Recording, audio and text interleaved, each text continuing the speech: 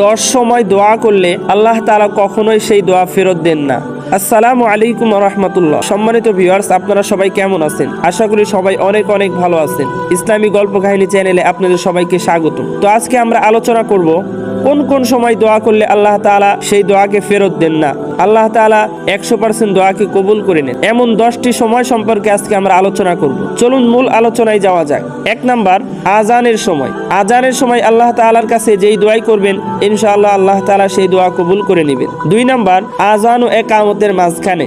3 number, জিহাদের ময়দানে যোদ্ধারা সারিবদ্ধ হওয়ার পরে আল্লাহ তাআলা দরবারে যেই দোয়াই করুক না কেন আল্লাহ তাআলা সেই দোয়াকে কবুল করে নেন। 5 নাম্বার, ফরজ নামাজের পরে। 6 নাম্বার, তুমুল লড়াইয়ের সময়। 7 নাম্বার, জমজমের পানি পান করার সময়। 8 নাম্বার, মুরদারের নিকটে হাজির হওয়ার সময়। 9 নাম্বার, মরক যখন ডাক দেয়।